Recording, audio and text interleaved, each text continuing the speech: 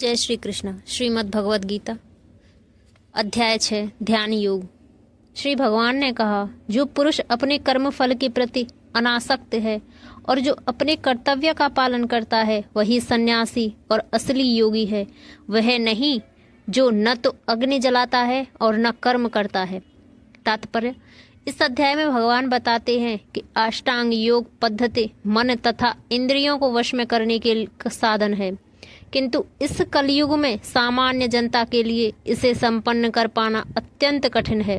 यद्यपि इस अध्याय में अष्टांग योग पद्धति की स्तुति की गई है, संस्तुति की गई है, किंतु भगवान बल देते हैं कि कर्म योग या कृष्ण भावनामृत में कर्म करना इससे श्रेष्ठ है। इस संसार में प्रत्येक मनुष्य अपने परिवार के पालनार्थ कर्म करना इससे श्रेष्ठ है।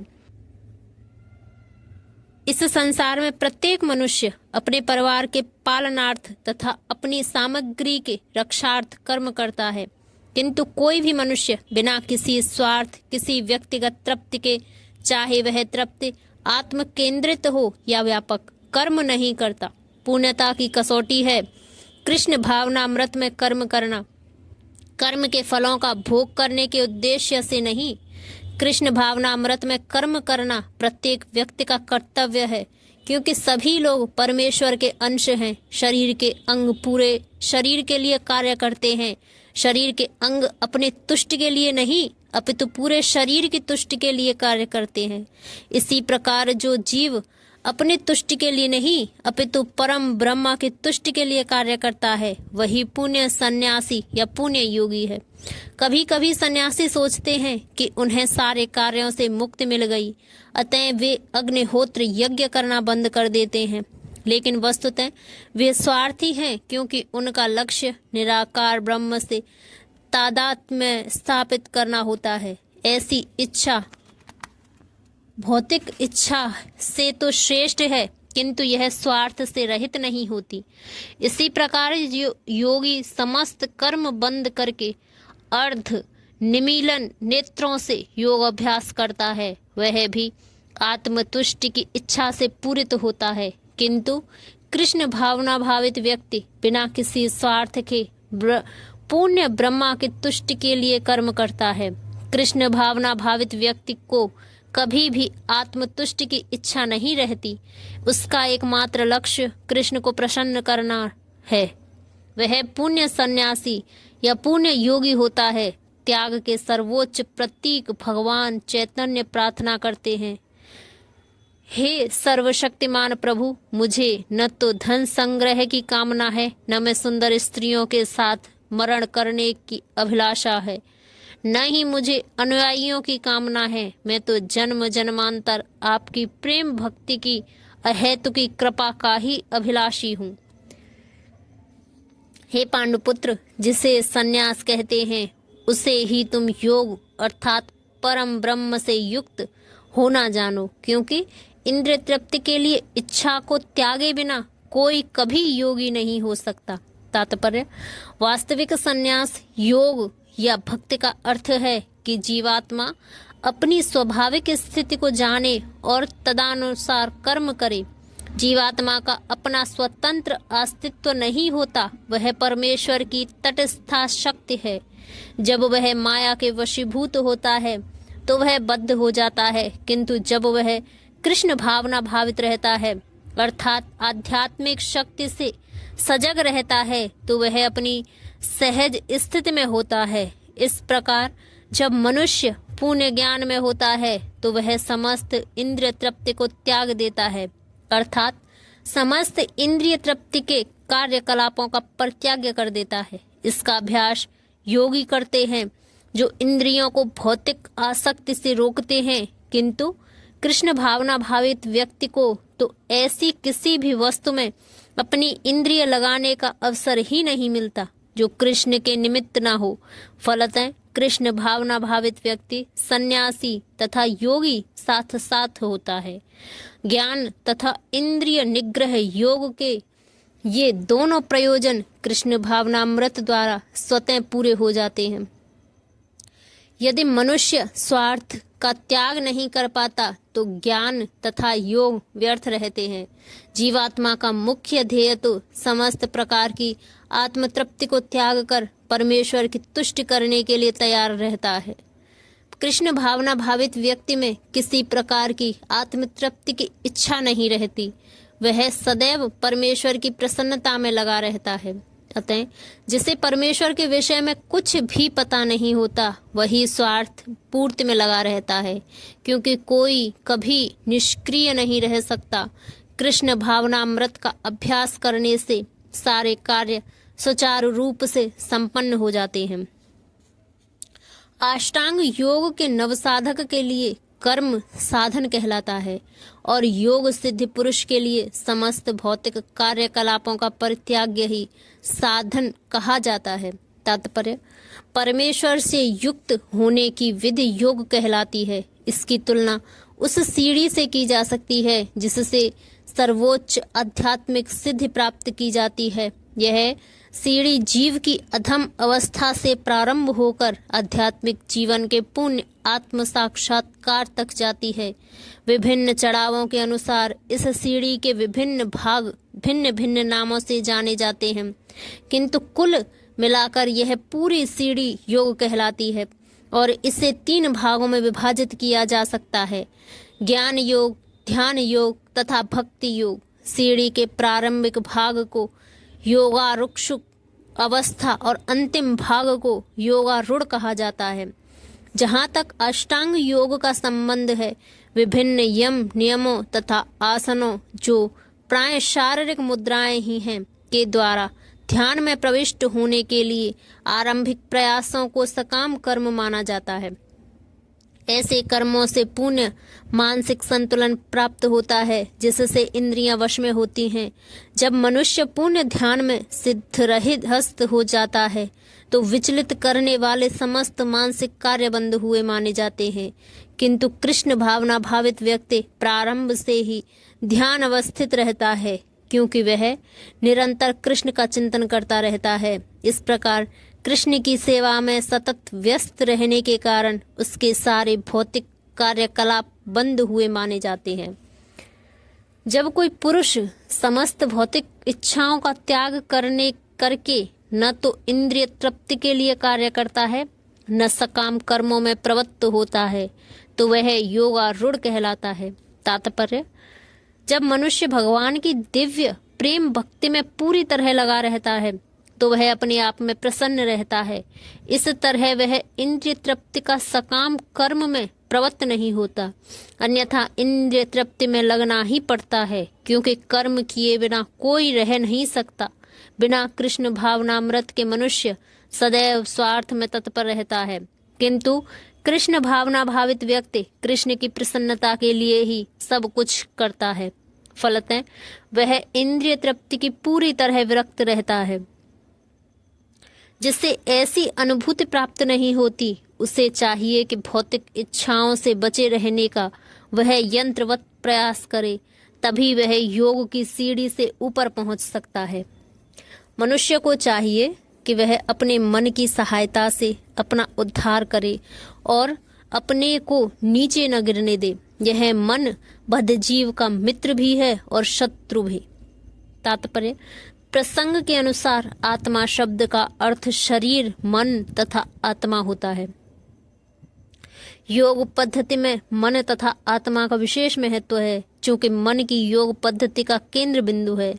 अतः इस प्रसंग में आत्मा का तात्पर्य मन होता है। योग पद्धति का उद्देश्य मन को रोकना तथा इंद्रिय विषयों के प्रति आसक्ति से उसे हटाना है। यहाँ पर इस बात पर बल दिया गया है कि मन को इस प्रकार प्रशिक्षित किया जाए कि वह बद्धजीव को अज्ञान के दलदल से निकाल सके।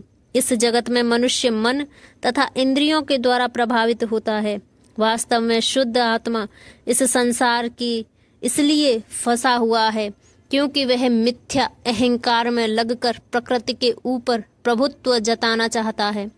अतः मन को इस प्रकार प्रशिक्षित करना चाहिए कि वह प्रकृति की तड़क भड़क से आकृष्ट न हो और इस तरह बद्धजीव की रक्षा की जा सके। मनुष्य को इंद्रिय विषयों में आकृष्ट होकर अपने को पतित नहीं करना चाहिए। जो जितना ही इंद्रिय विषयों के प्रति आकृष्ट होता है वह उतना ही इस संसार में फंसता जाता है। अपने को विरत करने का सर्वोत्कृष्ट साधन यही है कि मन को सदैव कृष्ण भावनामृत में नित रखा जाए। ही शब्द इस बात पर बल देने के लिए प्रयुक्त हुआ है, अर्थात इसे अवश्य करना चाहिए। अमृता बिंद उपनिषद में भी कहा गया है, मन ही मनुष्य के बंधन का और मोक्ष का भी कारण है। इंद्रिय विषयों में लीन मन बंधन का कारण है और विषयों से विरक्त मन मोक्ष का कारण है। अतः जो मन निरंतर कृष्ण भावनामृत में लगा रहता है वही परम मुक्ति का कारण है। जिसने मन को जीत लिया है उसके लिए मन सर्वश्रेष्ठ मित्र है, किंतु जो ऐसा नहीं कर पाया उसके लिए मन सबसे बड़ा शत्रु बना रहेगा। तात्पर्य: अष्टांग योग के अभ्यास का प्रयोजन मन को वश में करना है, जिससे मानवीय लक्ष्य प्राप्त करने में वह मित्र बना रहे। मन को वश में किए बिना योगाभ्यास करना मात्र समय को नष्ट करना है। जो अपने मन को वश में नहीं कर सकता वह सतत अपने परम शत्रु के साथ निवास करता है और इस तरह उसका जीवन तथा लक्ष्य दोनों ही नष्ट हो जाते हैं। जीव की स्वाभाविक स्थिति यह है कि वह अपने स्वामी की आज्ञा का पालन करे। अतः जब मन अविजित शत्रु बना रहता है तब तक मनुष्य को काम, क्रोध, लोभ, मोह आदि की आज्ञाओं का पालन करना होता है। किंतु जब मन पर विजय प्राप्त हो जाती है तो मनुष्य इच्छा के अनुसार उस भगवान की आज्ञा का पालन करता है जो सबों के हृदय में परमात्मा स्वरूप स्थित है। वास्तविक योगाभ्यास हृदय के भीतर परमात्मा से भेंट करना तथा उनकी आज्ञा का पालन करना है। जो व्यक्ति साक्षात कृष्ण भावनामृत स्वीकार करता है वह भगवान की आज्ञा के प्रति स्वतः समर्पित हो जाता है। जिसने मन को जीत लिया है उससे पहले ही परमात्मा को प्राप्त कर लिया है, क्योंकि उसने शांति प्राप्त कर ली है। ऐसे पुरुष के लिए सुख दुख, सर्दी गर्मी एवं मान अपमान एक से हैं। तात्पर्य: वस्तुतः प्रत्येक जीव उस भगवान की आज्ञा का पालन करने के निमित्त आया है जो जन जन के हृदयों में परमात्मा रूप में स्थित है। जब मन बहिरंगा माया द्वारा विपथ कर दिया जाता है तब मनुष्य भौतिक कार्यकलापों में उलझ जाता है। जो ही मन किसी योग पद्धति द्वारा वश में आ जाता है त्यों ही मनुष्य को लक्ष्य पर पहुंचा हुआ मान लिया जाना चाहिए। मनुष्य को भगवत आज्ञा का पालन करना चाहिए। जब मनुष्य का मन परा प्रकृति में स्थित हो जाता है तो जीवात्मा के समक्ष भगवत आज्ञा पालन करने के अतिरिक्त कोई विकल्प नहीं रह जाता। मन को किसी न किसी उच्च आदेश को मानकर उसका पालन करना होता है। मन को वश में करने से स्वतः ही परमात्मा के आदेश का पालन होता है। चूंकि कृष्ण भावना भावित होते ही यह दिव्य स्थिति प्राप्त हो जाती है। अतः भक्त संसार के द्वंद्वों तथा सुख दुख, सर्दी गर्मी आदि से अप्रभावित रहता है। यह अवस्था व्यवहारिक समाधि या परमात्मा में तल्लीनता है। वह व्यक्ति आत्म साक्षात्कार को प्राप्त तथा योगी कहलाता है जो अपने अर्जित ज्ञान तथा अनुभूति से पूर्णतः संतुष्ट रहता है। ऐसा व्यक्ति अध्यात्म को प्राप्त तथा जितेंद्रिय कहलाता है। सभी वस्तुओं को, चाहे वह कंकड़ हो, पत्थर हो या सोना है, एक समान देखता है। तात्पर्य: परम सत्य की अनुभूति के बिना कोरा ज्ञान व्यर्थ होता है।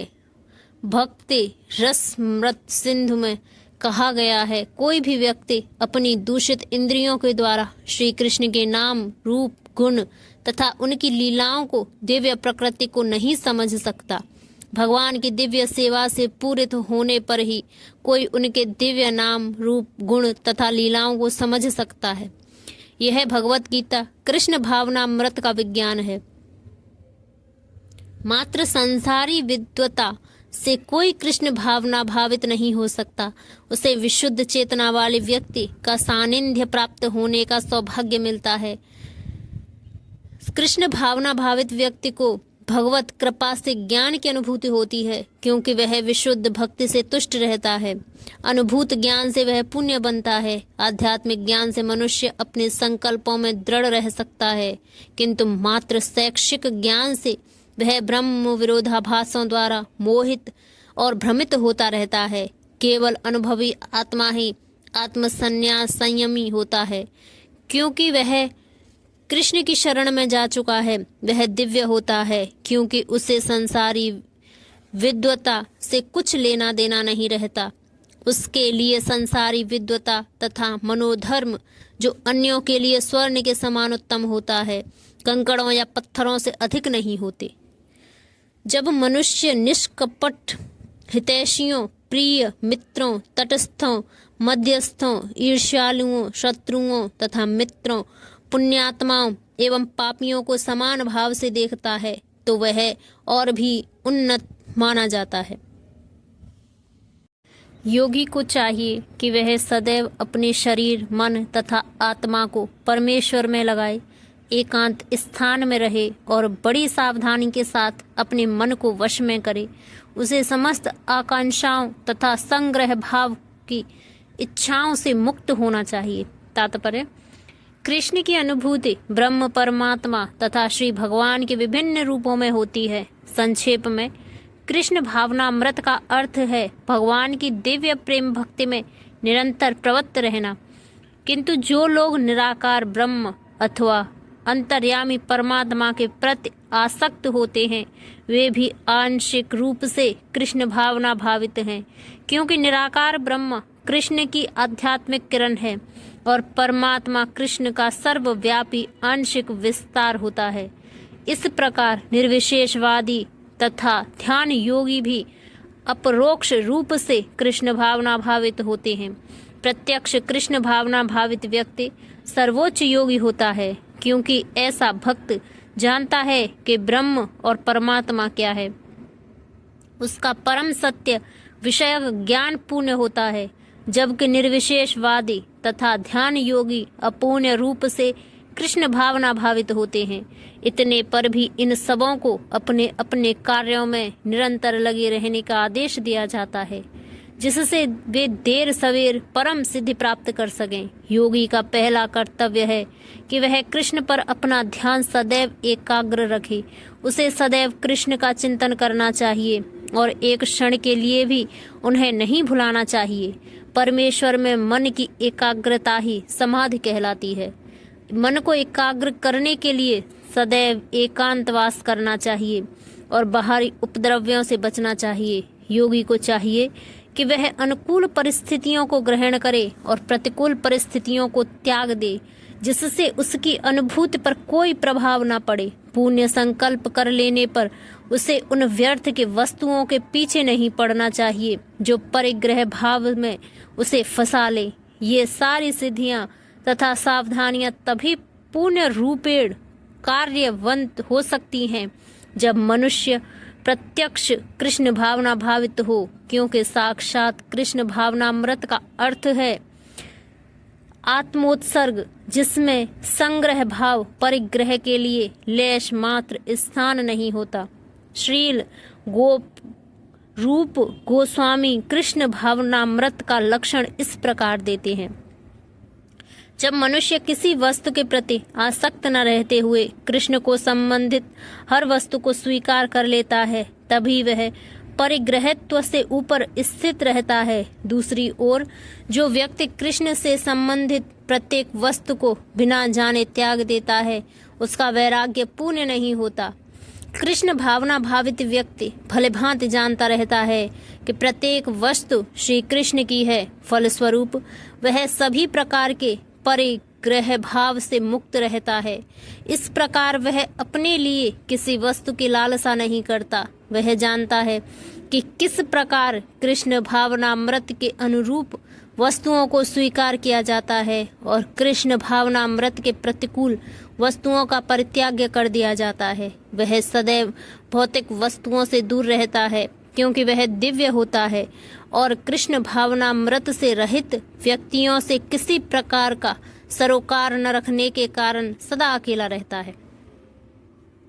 अतः कृष्ण भावनामृत में रहने वाला व्यक्ति पूर्ण योगी होता है।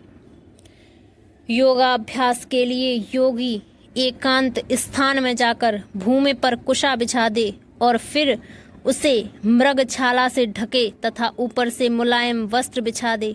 आसन न तो बहुत ऊंचा हो न बहुत नीचा, यह पवित्र स्थान में स्थित हो। योगी को चाहिए कि इस प्रकार दृढ़ता पूर्वक बैठ जाए और मन, इंद्रियों तथा कर्मों को वश में करते हुए तथा मन को एक बिंदु पर स्थिर करके हृदय को शुद्ध करने के लिए योगाभ्यास करे।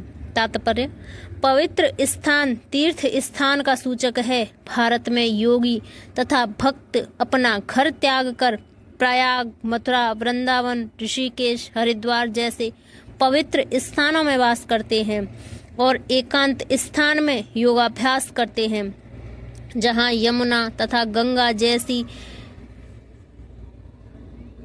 नदियां प्रवाहित होती हैं। किंतु प्राय ऐसा सब करना सबों के लिए, विशेषता प्रायश्चितों के लिए संभव नहीं है। बड़े बड़े शहरों की तथा कथित योग समितियां भले ही धन कमा लें, किंतु वे योग के वास्तविक अभ्यास के लिए सर्वथा अनुपयुक्त होती हैं।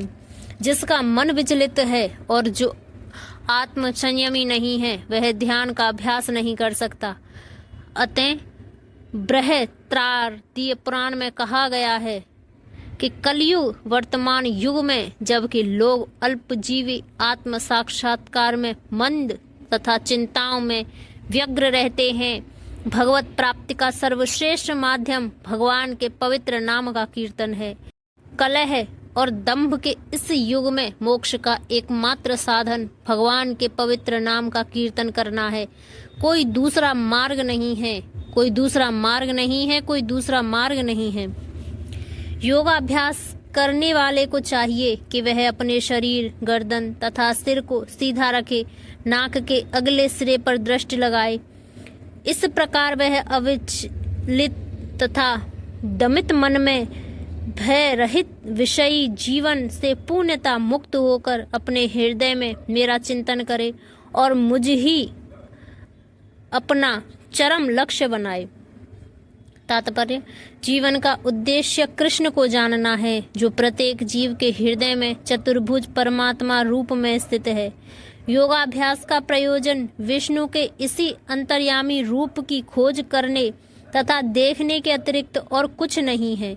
अंतर्यामी विष्णु मूर्ति प्रत्येक व्यक्ति के हृदय में निवास करने वाले कृष्ण का स्वांग रूप है, जो इस विष्णु मूर्ति की अनुभूति करने के अतिरिक्त किसी अन्य कपट योग में लगा रहता है। वह निसंदेह अपने समय का अपव्यय करता है। कृष्ण ही जीवन के परम लक्ष्य हैं और प्रत्येक हृदय में स्थित विष्णु मूर्ति ही योगाभ्यास का लक्ष्य है। हृदय के भीतर इस विष्णु मूर्ति की अनुभूति प्राप्त करने के लिए ब्रह्मचर्य व्रत अनिवार्य है। अतः मनुष्य को चाहिए कि वह घर छोड़ दे और किसी एकांत स्थान में बताई गई विधि से आसीन होकर रहे। नित्य प्रति घर में या अन्यत्र मैथुन भोग करते हुए और तथा कथित योग की कक्षा में जाने मात्र से कोई योगी नहीं हो जाता। उसे मन को संयमित करने का अभ्यास करना होता है और सभी प्रकार की इंद्रिय तृप्ति से, जिसमें मैथुन जीवन मुख्य है, बचना होता है। महान ऋषि याज्ञवल्क्य ने ब्रह्मचर्य के नियमों में बताया है, सभी कालों में, सभी अवस्थाओं में तथा सभी स्थानों में मनसा वाचा कर्मणा मैथुन भोग से पूर्णतः दूर रहने में सहायता करना ही ब्रह्मचर्य व्रत का लक्ष्य है। मैथुन में प्रवृत्त रहकर योगाभ्यास नहीं किया जा सकता। इसलिए बचपन से ही जब मैथुन का कोई ज्ञान भी नहीं होता, ब्रह्मचर्य की शिक्षा दी जाती है। 5 वर्ष की आयु में बच्चों को गुरुकुल भेजा जाता है, जहां गुरु उन्हें ब्रह्मचारी बनने के लिए दृढ़ नियमों की शिक्षा देते हैं। ऐसे अभ्यास के बिना किसी भी योग में उन्नति नहीं की जा सकती, चाहे वह ध्यान हो या ज्ञान हो या भक्ति। किंतु जो व्यक्ति वैवाहिक जीवन के विधि विधानों का पालन करता है और अपनी ही पत्नी से मैथुन संबंध रखता है, वह भी ब्रह्मचारी कहलाता है। ऐसे संयमशील गृहस्थ ब्रह्मचारी को भक्ति संप्रदाय में स्वीकार किया जा सकता है, किंतु ज्ञान तथा ध्यान संप्रदाय वाले ऐसे गृहस्थ ब्रह्मचारी को भी प्रवेश नहीं देते। उनके लिए पुण्य ब्रह्मचर्य अनिवार्य है। भक्ति संप्रदाय में गृहस्थ ब्रह्मचारी को संयमित मैथुन की अनुमति रहती है, क्योंकि भक्ति संप्रदाय इतना शक्तिशाली है कि भगवान की सेवा में लगे रहने से वह स्वतः ही मैथुन का आकर्षण त्याग देता है। जहाँ अन्यों को विषय भोग से दूर रहने के लिए बाध्य किया जाता है, वहीं भगवत भक्त भगवत सारस्वतवान के कारण इंद्र तृप्ति से स्वतः विरक्त हो जाता है। भक्त को छोड़कर अन्य किसी को इस अनुपम रस का ज्ञान नहीं होता। विगत भी पुण्य कृष्ण भावना भावित हुए बिना मनुष्य निर्भय नहीं हो सकता। बद्ध जीव अपनी विकृत समृद्धि अथवा कृष्ण के साथ अपनी शाश्वत संबंध को विस्मृति के कारण भयभीत रहता है। भागवत का कथन है, कृष्ण भावना भावित व्यक्ति ही योग का पुण्य अभ्यास कर सकता है। चूंकि योगाभ्यास का चरम लक्ष्य अंतकरण में भगवान का दर्शन पाना है, कृष्ण भावना भावित व्यक्ति पहले ही समस्त योगियों में श्रेष्ठ होता है। यहाँ पर वर्णित योग विधि के नियम तथा कथित लोकप्रिय योग समितियों से भिन्न हैं। इस प्रकार शरीर, मन तथा कर्म में निरंतर संयम का अभ्यास करते हुए संयमित मन वाले योगी को इस भौतिक अस्तित्व की समाप्ति पर भगवत धाम की प्राप्ति होती है। तात्पर्य, अब योगाभ्यास के चरम लक्ष्य का स्पष्टीकरण किया जा रहा है। योगाभ्यास किसी भौतिक सुविधा की प्राप्ति के लिए नहीं किया जाता। इसका उद्देश्य तो भौतिक संसार से विरक्ति प्राप्त करना है। जो कोई इसके द्वारा स्वास्थ्य लाभ चाहता है या भौतिक सिद्धि प्राप्त करने का इच्छुक है, वह भगवत गीता के अनुसार योगी नहीं है, न ही भौतिक अस्तित्व की समाप्ति का अर्थ शून्य में प्रवेश है, क्योंकि यह कपोल कल्पना है। भगवान की सृष्टि में कहीं भी शून्य नहीं है। उन्हें भौतिक अस्तित्व की समाप्ति से मनुष्य भगवत धाम में प्रवेश करता है। भगवत गीता में भगवत धाम का भी स्पष्टीकरण किया गया है कि यह वह स्थान है जहाँ न सूर्य की आवश्यकता है, न चांद या बिजली की। आध्यात्मिक राज्य के सारे लोक उसी प्रकार से स्वतः प्रकाशित हैं जिस प्रकार सूर्य द्वारा भौतिक आकाश।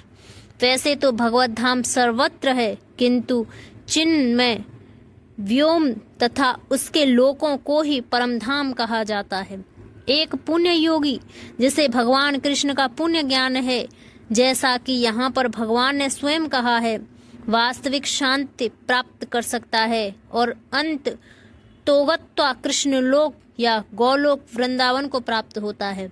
ब्रह्म संहिता में स्पष्ट उल्लेख है, यद्यपि भगवान सदैव अपने धाम में निवास करते हैं जिसे गौलोक कहते हैं, तो भी वे अपने परा आध्यात्मिक शक्तियों के कारण सर्वव्यापी ब्रह्मा तथा अंतर्यामी परमात्मा हैं। कोई भी कृष्ण या विष्णु रूप में उनके पुण्य विस्तार को सही जाने बिना बैकुंठ में या भगवान के नित्य धाम गौलोक वृंदावन में प्रवेश नहीं कर सकता। अतः कृष्ण भावना भावित व्यक्ति ही पुण्य योगी है, क्योंकि उसका मन सदैव कृष्ण के कार्यकलापों में तल्लीन रहता है।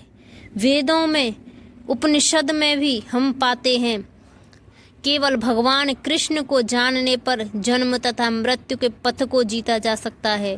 दूसरे शब्दों में योग की पूर्णता संसार से मुक्ति प्राप्त करने में है, इंद्रजाल अथवा व्यायाम के कर्तव्यों द्वारा अबोध जनता को मूर्ख बनाने में नहीं। हे अर्जुन, जो अधिक खाता है या बहुत कम खाता है, जो अधिक सोता है अथवा जो पर्याप्त नहीं सोता, उसके योगी बनने की कोई संभावना नहीं है। तात्पर्य, यहाँ पर योगियों के लिए भोजन तथा नींद के नियमन की संस्तुति की गई है। अधिक भोजन का अर्थ है शरीर तथा आत्मा को बनाए रखने के लिए आवश्यकता से अधिक भोजन करना। मनुष्यों को मांसाहार करने की आवश्यकता नहीं है, क्योंकि प्रचुर मात्रा में अन्न, शाक, फल तथा दुग्ध उपलब्ध है। ऐसे सादे भोज्य पदार्थ भगवत गीता के अनुसार सतोगुणी माने जाते हैं। मांसाहार तो तमोगुणियों के लिए है। अतः जो लोग मांसाहार करते हैं, मद्यपान करते हैं, धूम्रपान करते हैं और कृष्ण को भोग लगाए बिना भोजन करते हैं, वे पाप कर्मों का भोग करेंगे, क्योंकि वे केवल दूषित वस्तुएं खाते हैं। जो व्यक्ति इंद्रिय सुख के लिए खाता है या अपने लिए भोजन बनाता है किंतु कृष्ण का भोजन अर्पित नहीं करता, वह केवल पाप खाता है। जो पाप खाता है और नियत मात्रा से अधिक भोजन करता है, वह पुण्य योग का पालन नहीं कर सकता। सबसे उत्तम यही है कि कृष्ण को अर्पित भोजन के उच्छिष्ट भाग को ही खाया जाए। कृष्ण भावना भावित व्यक्ति कभी भी ऐसा भोजन नहीं करता जो इससे पूर्व कृष्ण को अर्पित न किया गया हो। केवल कृष्ण भावना भावित व्यक्ति ही योगाभ्यास में पूर्णता प्राप्त कर सकता है। न ही ऐसा व्यक्ति कभी योग का अभ्यास कर सकता है जो कृत्रिम उपवास की अपनी विधियां निकालकर भोजन नहीं करता है। कृष्ण भावना भावित व्यक्ति शास्त्रों द्वारा अनुमोदित उपवास करता है। न तो वह आवश्यकता से अधिक उपवास रखता है, न ही अधिक खाता है। इस प्रकार वह योगाभ्यास करने के लिए पूर्णता योग्य है। जो आवश्यकता से अधिक खाता है, वह सोते समय अनेक सपने देखेगा, अतः आवश्यकता से अधिक सोएगा। मनुष्य को प्रतिदिन 6 घंटे से अधिक नहीं सोना चाहिए। जो व्यक्ति 24 घंटों में से 6 घंटों से अधिक सोता है, वह अवश्य ही तमोगुणी है। तमोगुणी व्यक्ति आलसी होता है और अधिक सोता है। ऐसा व्यक्ति योग नहीं साध सकता। जो खाने, सोने, आमोद प्रमोद तथा काम करने की आदतों में नियमित रहता है, वह योगाभ्यास द्वारा समस्त भौतिक क्लेशों को नष्ट कर सकता है। तात्पर्य: खाने, सोने, रक्षा करने तथा मैथुन करने में जो शरीर की आवश्यकताएं हैं, अधिक करने से योगाभ्यास की प्रगति रुक जाती है। जहाँ तक खाने का प्रश्न है, इसे तो प्रसादम या पवित्रतम भोजन के रूप में नियमित बनाया जा सकता है। भगवत गीता के अनुसार भगवान कृष्ण को शाक, फूल, फल, अन्न, दुग्ध आदि भेंट किए जाते हैं। इस प्रकार एक कृष्ण भावना भावित व्यक्ति को ऐसा भोजन न करने का स्वतः प्रशिक्षण प्राप्त करता है। जो मनुष्य के खाने योग्य नहीं हो तथा जो सतोगुणी नहीं होता। जहाँ तक सोने का प्रश्न है, कृष्ण भावना भावित व्यक्ति कृष्ण भावना मृत के कर्म करने से निरंतर सतर्क रहता है। निद्रा में वह व्यर्थ समय नहीं गवाता। अव्यर्थ कालवतम कृष्ण भावना भावित व्यक्ति अपना 1 मिनट का समय भी भगवान की सेवा के बिना नहीं बिताना चाहता।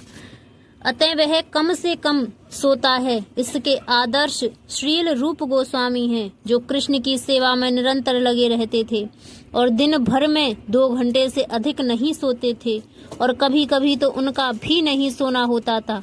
ठाकुर हरिदास तो अपनी माला में 3 लाख नामों का जप किए बिना प्रसाद ग्रहण करते थे, न ही सोते थे। जहाँ तक कार्य का प्रश्न है, कृष्ण भावना भावित व्यक्ति ऐसा कोई भी कार्य नहीं करता जो कृष्ण से संबंधित न हो। इस प्रकार उसका कार्य सदैव नियमित रहता है और इंद्रिय तृप्ति से आदूषित। चूंकि कृष्ण भावना भावित व्यक्ति के लिए इंद्रिय तृप्ति का प्रश्न ही नहीं उठता, अतः उसे तनिक भी भौतिक आकाश नहीं मिलता। चूंकि वह अपने कार्य, वचन, निद्रा, जागृत तथा अन्य सारे शारीरिक कार्यों में नियमित रहता है, उसे कोई भौतिक दुख नहीं सताता। जब योगी योगाभ्यास द्वारा अपने मानसिक कार्यकलापों को वश में कर लेता है और आध्यात्मिक में स्थिर हो जाता है, अर्थात समस्त भौतिक इच्छाओं से रहित हो जाता है, तब वह योग में सुस्थिर कहा जाता है। तात्पर्य: साधारण मनुष्य की तुलना में योगी के कार्यों में यह विशेषता होती है कि वह समस्त भौतिक इच्छाओं से मुक्त रहता है, जिनमें मैथुन प्रमुख है। एक पुण्य योगी अपने मानसिक कार्यों में इतना अनुशासित होता है कि उसे कोई भी भौतिक इच्छा विचलित नहीं कर सकती। यह सिद्ध अवस्था कृष्ण भावना भावित व्यक्तियों द्वारा स्वतः प्राप्त हो जाती है, जैसा कि श्रीमद् भागवत में कहा गया है। राजा अम्बरीश ने सर्वप्रथम अपने मन को भगवान के चरण कमलों पर स्थिर कर दिया, फिर क्रमशः अपनी वाणी को कृष्ण के गुण अनुवाद में लगाया, हाथों को भगवान के मंदिर को स्वच्छ करने में लगाया, कानों को भगवान के कार्यकलापों को सुनने में, आंखों को भगवान के दिव्य रूप का दर्शन करने में, शरीर को अन्य भक्तों के शरीरों का स्पर्श करने में, घ्राणेंद्रियों को भगवान पर चढ़ाए गए कमल पुष्पों की सुगंध सूंघने में, जीव को भगवान के चरण कमलों पर चढ़ाए गए तुलसी के पात्रों का स्वाद लेने में, पांव को तीर्थ यात्रा करने तथा भगवान के मंदिर तक जाने में, सिर को भगवान के प्रणाम करने तथा अपनी इच्छाओं को भगवान की इच्छा पूरी करने में लगा दिया। ये सारे दिव्य कार्य शुद्ध भक्ति के सर्वथा अनुरूप हैं। निर्विशेषवादियों के लिए यह दिव्य व्यवस्था अनिर्वचनीय हो सकती है, किंतु कृष्ण भावना भावित व्यक्ति के लिए यह अत्यंत सुगम एवं व्यवहारिक है। जैसा कि महाराज अम्बरीश की उपरिवर्तित जीवनचर्या से स्पष्ट हो जाता है, जब तक निरंतर स्मरण द्वारा भगवान के चरण कमलों को मन को स्थिर नहीं किया जा सकता, तब तक ऐसे दिव्य कार्य व्यवहारिक नहीं बन पाते। भगवान की भक्ति में इन विहित कार्यों को अर्चन करते हैं, जिसका अर्थ है समस्त इंद्रियों को भगवान की सेवा में लगाना। इंद्रियों तथा मन को कुछ न कुछ कार्य चाहिए। कोरा निग्रह व्यवहारिक नहीं है। अतः सामान्य लोगों के लिए, विशेषकर जो लोग संन्यास आश्रम में नहीं हैं, ऊपर वर्णित इंद्रियों तथा मन का दिव्य कार्य ही दिव्य सफलता की सही विधि है, जिसे भगवत गीता में युक्त कहा गया है। जिस प्रकार वायु रहित स्थान में दीपक हिलता डुलता नहीं, उसी तरह जिस योगी का मन वश में होता है, वह आत्म तत्व के ध्यान में सदैव स्थिर रहता है। तात्पर्य: कृष्ण भावना भावित व्यक्ति अपने आराध्य देव के चिंतन में उसी प्रकार अविचलित रहता है, जिस प्रकार वायु रहित स्थान में एक दीपक रहता है। सिद्धि की अवस्था में, जिसे समाधि कहते हैं, मनुष्य का मन योगाभ्यास के द्वारा भौतिक मानसिक क्रियाओं से पूर्णतः संयमित हो जाता है। इस सिद्धि की विशेषता यह है कि मनुष्य शुद्ध मन से अपने को देख सकता है और अपने आप में आनंद उठा सकता है। उस आनंदमय स्थिति में वह दिव्य इंद्रियों द्वारा असीम दिव्य सुख में स्थिर रहता है। इस प्रकार स्थापित मनुष्य कभी सत्य से विपत नहीं होता और इसी सुख की प्राप्ति हो जाने पर वह इससे बड़ा कोई दूसरा लाभ नहीं मानता। ऐसी स्थिति को पाकर मनुष्य बड़ी से बड़ी कठिनाई में भी विचलित नहीं होता। यह निसंदेह भौतिक संसर्ग में उत्पन्न होने वाले समस्त दुखों से वास्तविक मुक्ति है। तात्पर्य: योगाभ्यास से मनुष्य भौतिक धारणाओं में क्रमशः विरक्त होता जाता है। यह योग का प्रमुख लक्षण है। इसके बाद वह समाधि में स्थित हो जाता है, जिसका अर्थ यह होता है कि दिव्य मन तथा बुद्धि के द्वारा योगी अपने आप को परमात्मा समझने का भ्रम न करके परमात्मा की अनुभूति करता है। योगाभ्यास बहुत कुछ पतंजलि की पद्धति पर आधारित है। कुछ अप्रामाणिक भाष्यकार जीवात्मा तथा परमात्मा में अभेद स्थापित करने का प्रयास करते हैं और अद्वैतवादी इसे ही मुक्ति मानते हैं, किंतु वे पतंजलि को योग पद्धति के वास्तविक प्रयोजन को नहीं जानते। पतंजलि पद्धति में दिव्य आनंद को स्वीकार किया गया है, किंतु अद्वैतवादी इस दिव्य आनंद को स्वीकार नहीं करते। उन्हें भ्रम है कि इससे कहीं उनके अद्वैतवाद में बाधा न उपस्थित हो जाए। अद्वैतवाद ज्ञान तथा ज्ञाता के द्वैत को नहीं मानते, किंतु इस श्लोक में दिव्य इंद्रियों द्वारा अनुभूत दिव्य आनंद को स्वीकार किया गया है। इसकी पुष्टि योग पद्धति के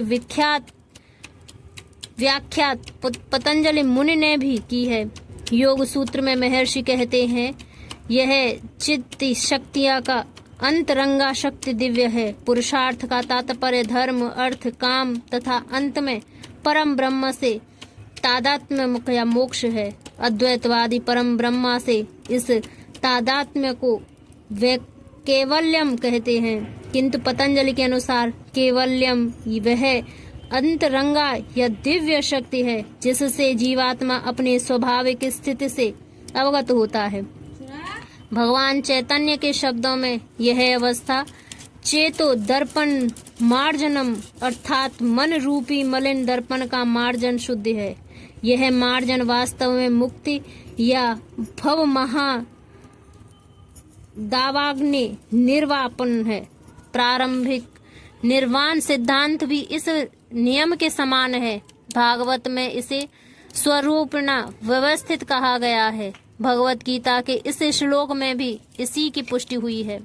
निर्वाण के बाद आध्यात्मिक कार्यकलापों की या भगवत भक्ति की अभिव्यक्ति होती है जिसे कृष्ण भावनामृत कहते हैं। भागवत के शब्दों में स्वरूपण व्यवस्थित जीवन का जीवात्मा का वास्तविक जीवन यही है। भौतिक दूषण से आध्यात्मिक जीवन के कलमश युक्त होने पर अवस्था माया है। इस भौतिक दूषण से मुक्ति का अभिप्राय जीवात्मा की मूल दिव्य स्थिति का विनाश नहीं है। पतंजलि भी इसकी पुष्टि इन शब्दों में करते हैं। इसका अनुमोदन वेदांत सूत्र में इस प्रकार हुआ है। यह चित्त शक्ति ही योग का परम लक्ष्य है और भक्ति योग द्वारा इसे सरलता से प्राप्त किया जाता है। भक्ति योग का विस्तृत विवरण 7वें अध्याय में किया जाएगा। इस अध्याय में वर्णित योग पद्धति के अनुसार समाधियों 2 प्रकार की होती हैं, संप्रज्ञात और असंप्रज्ञात समाधियां। जब मनुष्य विभिन्न दार्शनिक स्रोतों के द्वारा दिव्य स्थिति को प्राप्त होता है तो यह कहा जाता है कि उसे संप्रज्ञात समाधि प्राप्त हुई है। संप्रज्ञात समाधि में संसारी आनंद से कोई संबंध नहीं रहता, क्योंकि इससे मनुष्य इंद्रियों से प्राप्त होने वाले सभी प्रकार के सुखों से परे हो जाता है। इस बार इस दिव्य स्थिति को प्राप्त कर लेने पर योगी कभी उससे डिगता नहीं। जब तक योगी इस स्थिति को प्राप्त नहीं कर लेता तब तक वह असफल रहता है। आजकल के तथा कथित योगाभ्यास में विभिन्न इंद्रिय सुख सम्मिलित हैं, जो योग के सर्वथा विपरीत हैं। योगी होकर यदि कोई मैथुन या मादक द्रव्य सेवन में अनुरक्त होता है तो यह उपहासजनक है। जहाँ तक कि जो योगी योग की सिद्धियों के प्रति आकृष्ट रहते हैं वे भी योग में आरूढ़ नहीं कहे जा सकते। यदि योगी जन योग की अनुषंगित वस्तुओं के प्रति आकृष्ट हैं तो उन्हें सिद्ध अवस्था को प्राप्त हुआ नहीं कहा जा सकता। जैसा कि इस श्लोक में कहा गया है, जो व्यक्ति आसनों के प्रदर्शन या सिद्धियों के चक्कर में रहते हैं उन्हें यह समझ लेना चाहिए कि इस प्रकार से योग का मुख्य उद्देश्य ही समाप्त हो जाता है। इस युग में योग की सर्वोत्तम पद्धति कृष्ण भावनामृत है, जो निराशा उत्पन्न करने वाली नहीं है। एक कृष्ण भावना भावित व्यक्ति अपने धर्म में इतना सुखी रहता है कि उसे किसी अन्य सुख की आकांक्षा नहीं रह जाती। इस दंभ प्रधान युग में हठ योग, ध्यान योग, ज्ञान योग का अभ्यास करते हुए अनेक अवरोध आ सकते हैं, किंतु कर्म योग या भक्ति योग के पालन में ऐसी समस्या सामने नहीं आती।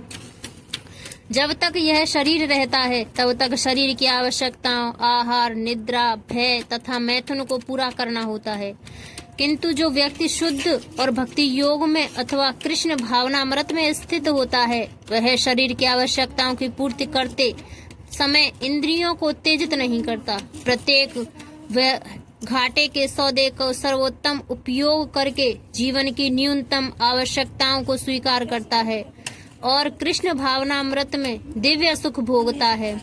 वह दुर्घटनाओं, रोगों, अभावों और यहाँ तक कि अपने प्रियजनों की मृत्यु जैसी आपातकालीन घटनाओं के प्रति भी निरपेक्ष रहता है, किंतु कृष्ण भावनामृत या भक्ति योग संबंधी अपने कर्मों को पूरा करने में वह सदैव सचेष्ट रहता है। दुर्घटनाएं उसे कर्तव्य पथ से विचलित नहीं कर पाती। जैसा कि भगवत गीता में कहा गया है, वह इन अप्रासंगिक घटनाओं को सहता है, क्योंकि वह यह भलीभांति जानता है कि ये घटनाएं ऐसी ही आती जाती रहती हैं और इनसे उसके कर्तव्य पर कोई प्रभाव नहीं पड़ता। इस प्रकार का यह योगाभ्यास में परम सिद्धि प्राप्त करता है।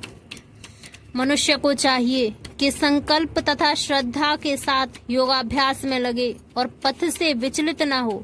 उसे चाहिए कि मनोधर्म से उत्पन्न समस्त इच्छाओं को निरपवाद रूप से त्याग दे और इस प्रकार मन के द्वारा सभी ओर से इंद्रियों को वश में करे। तात्पर्य, योगाभ्यास करने वाले दृढ़ संकल्प होना चाहिए। उसे चाहिए कि बिना विचलित हुए धैर्य पूर्वक अभ्यास करे। अंत में उसकी सफलता निश्चित है।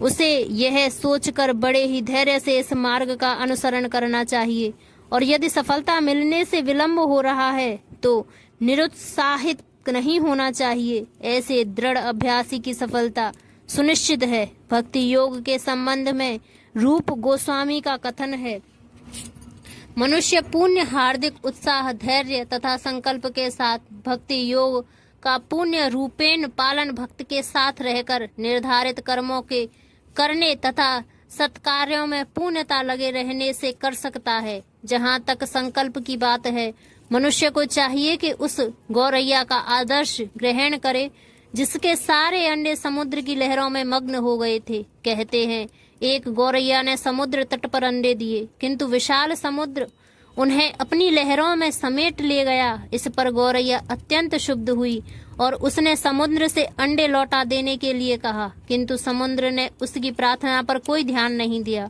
उसने समुद्र को सुखा डालने की ठान ली। वह अपनी नन्ही सी चोंच से समुद्र का पानी निकालने लगी। सभी उसके इस असंभव संकल्प का उपहास करने लगे। उसके इस कार्य को सर्वत्र चर्चा चलने लगी और अंत में भगवान विष्णु के विराट वाहन पक्षीराज गरुड़ ने यह बात सुनी। उन्हें इसी नन्ही सी पक्षी बहन पर दया आई और वे गौरैया से मिलने गए।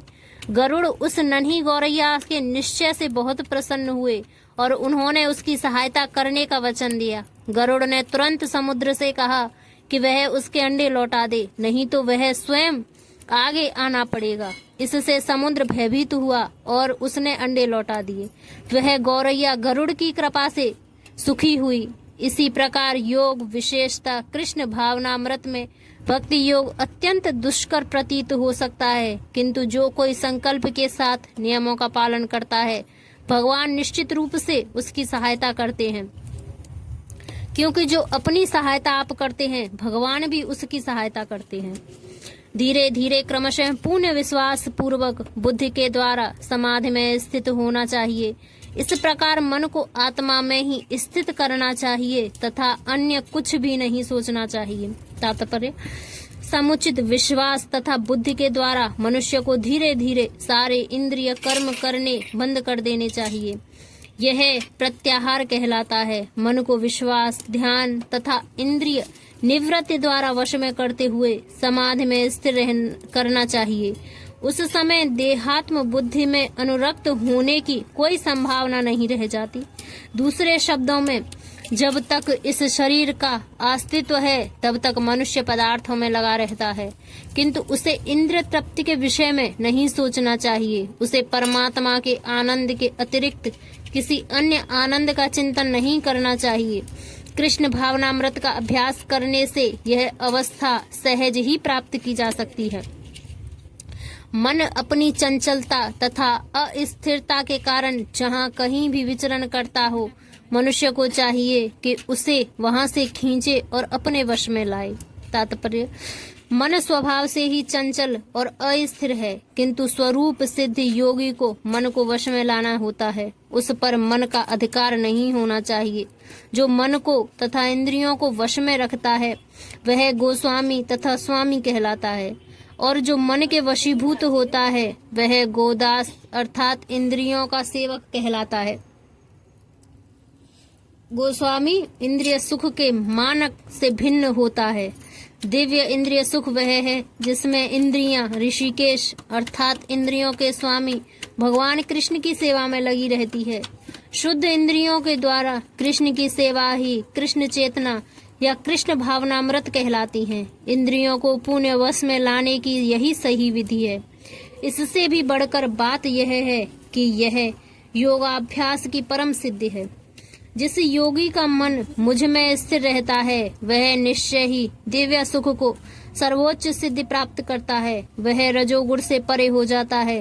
वह परमात्मा के साथ अपनी गुणात्मक एकता को समझता है और इस प्रकार अपने समस्त विगत कर्मों के फल से निवृत्त हो जाता है।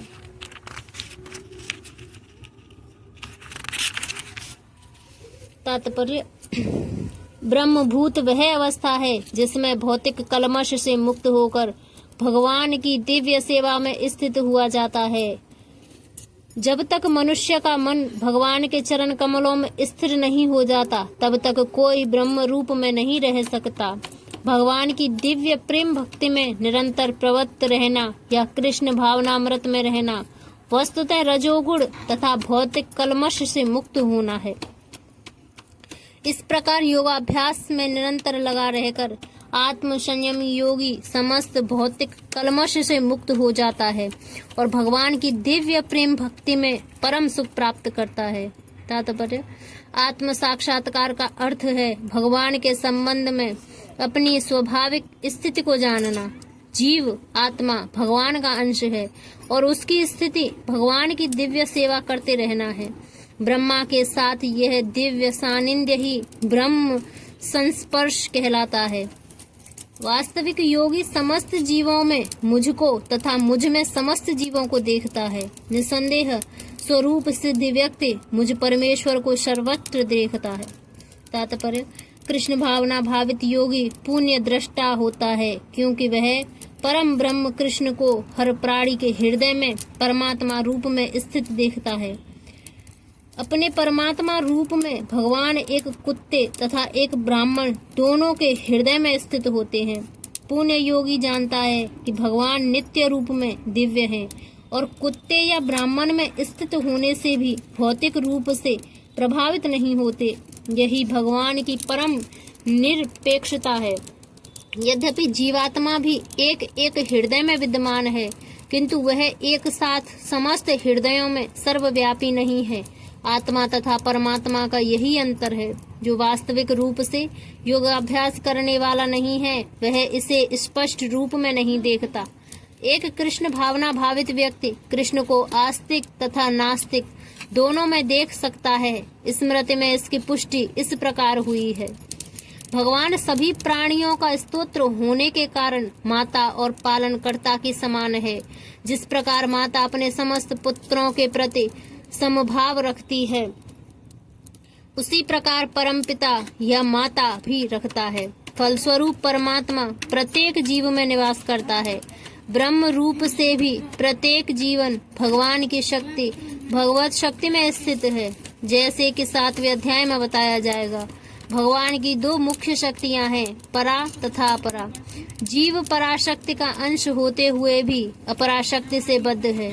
जीव सदा ही भगवान की शक्ति में स्थित है। प्रत्येक जीव किसी न किसी प्रकार भगवान में ही स्थिर रहता है। योगी समदर्शी है क्योंकि वह देखता है कि सारे जीव अपने अपने कर्म फल के अनुसार विभिन्न स्थितियों में रहकर भगवान के दास होते हैं। अपराशक्ति में जीव भौतिक इंद्रियों का दास रहता है जबकि पराशक्ति में वह साक्षात परमेश्वर का दास रहता है। इस प्रकार प्रत्येक अवस्था में जीव ईश्वर का दास रहता है। कृष्ण भावना भावित व्यक्ति में यह समदृष्टि पूर्ण होती है। जो मुझे सर्वत्र देखता है और सब कुछ मुझ में देखता है उसके लिए न तो मैं कभी अदृश्य होता हूँ और न वह मेरे लिए अदृश्य होता है। तात्पर्य, कृष्ण भावना भावित व्यक्ति भगवान कृष्ण का सर्वत्र देखता है और सारी वस्तुओं को कृष्ण में देखता है। ऐसा व्यक्ति भले ही प्रकृति की पृथक पृथक अभिव्यक्तियों को देखना प्रतीत हो किंतु वह प्रत्येक दशा में इस कृष्ण भावनामृत से अवगत रहता है कि प्रत्येक वस्तु कृष्ण की है, शक्ति की अभिव्यक्ति है।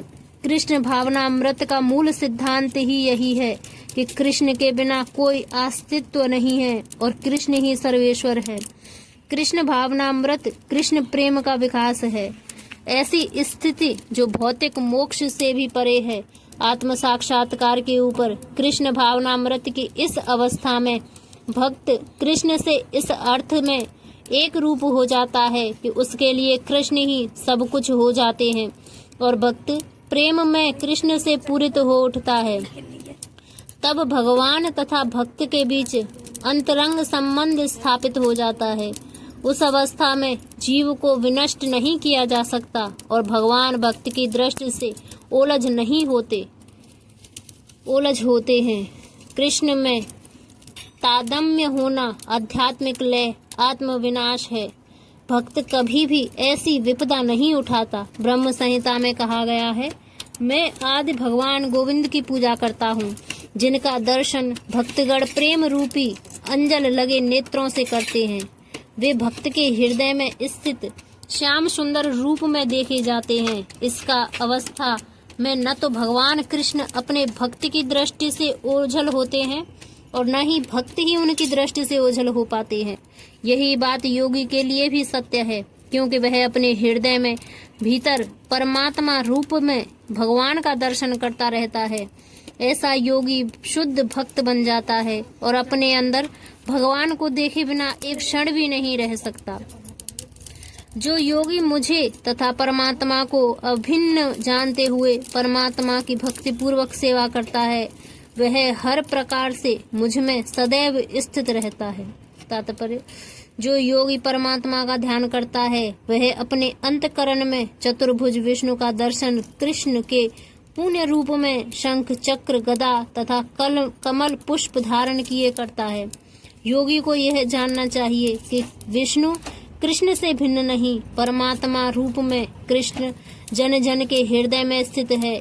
यही नहीं, असंख्य जीवों के हृदय में स्थित असंख्य परमात्माओं में कोई अंतर नहीं है। न ही कृष्ण की दिव्य प्रेम भक्ति में निरंतर व्यस्त व्यक्ति या परमात्मा के ध्यान में निरत एक पुण्य योगी के बीच कोई अंतर है।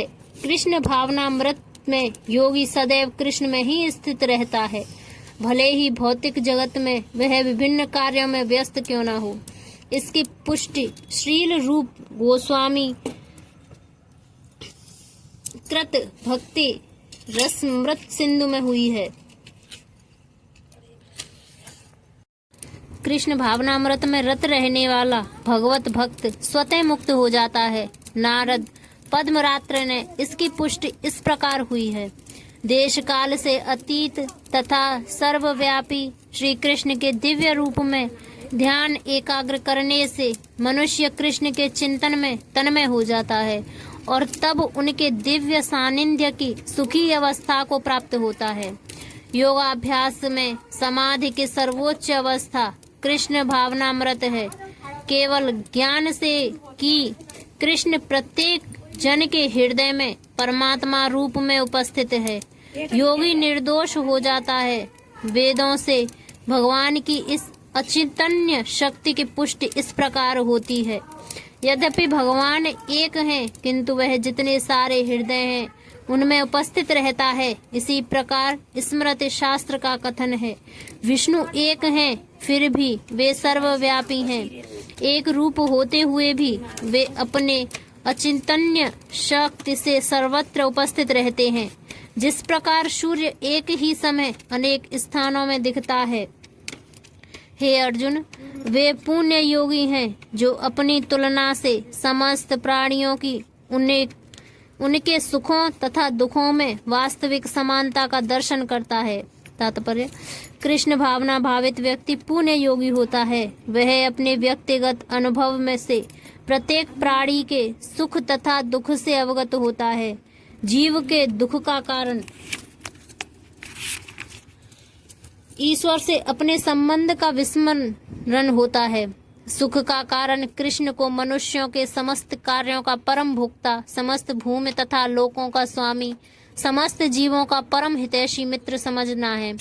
पुण्य योगी यह जानता है कि भौतिक प्रकृति के गुणों से प्रभावित बद्ध जीव कृष्ण से अपने संबंध को भूल जाने के कारण 3 प्रकार के भौतिक तापों दुखों का भोगता है।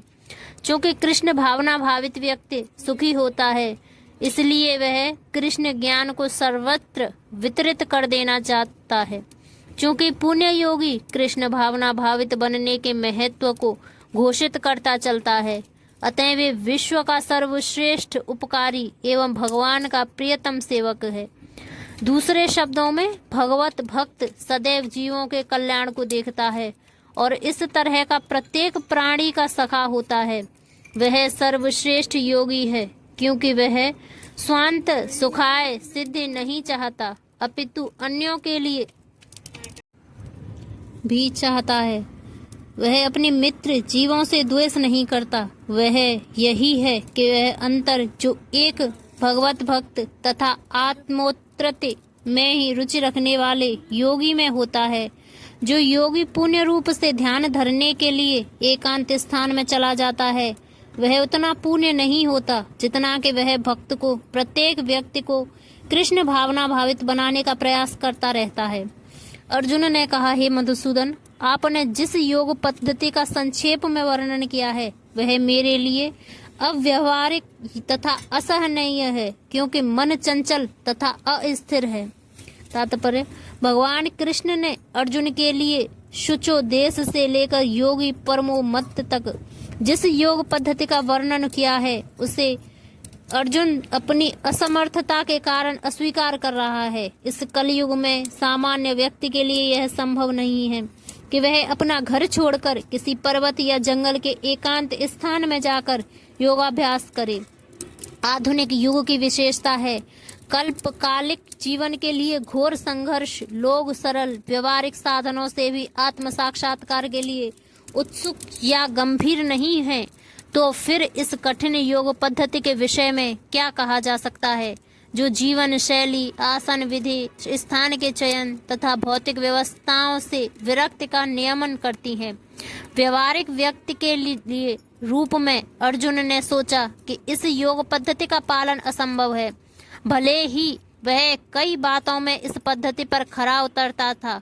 वह राजवंशी था, उसमें अनेक सद्गुण थे, वह महान योद्धा था, वह दीर्घायु था। सबसे बड़ा बात तो यह है कि भगवान श्री कृष्ण का घनिष्ठ मित्र था।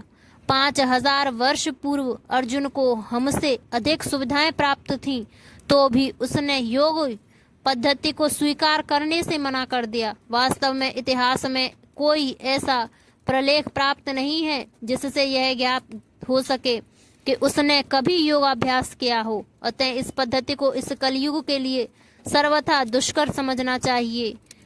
कतिपय विरले व्यक्तियों के लिए यह पद्धति सुगम हो सकती है, किंतु सामान्य जनों के लिए यह असंभव प्रस्ताव है।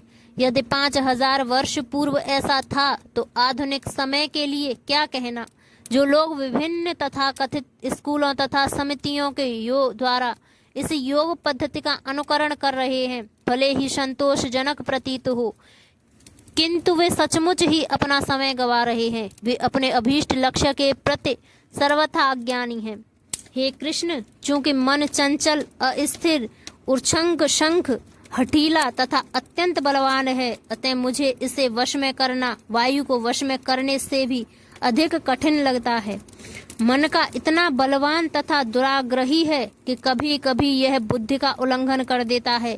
यद्यपि उसे बुद्धि के अधीन माना जाता है। इस व्यवहार जगत में जहाँ मनुष्य को अनेक विरोधी तत्वों से संघर्ष करना होता है, उसके लिए मन को वश में कर पाना अत्यंत कठिन हो जाता है। कृत्रिम रूप में मनुष्य अपने मित्र तथा शत्रु दोनों के प्रति मानसिक संतुलन स्थापित कर सकता है, किंतु अंतिम रूप में कोई भी संसारी पुरुष ऐसा नहीं कर पाता, क्योंकि ऐसा कर पाना वेगवान वायु को वश में करने से भी अधिक कठिन है।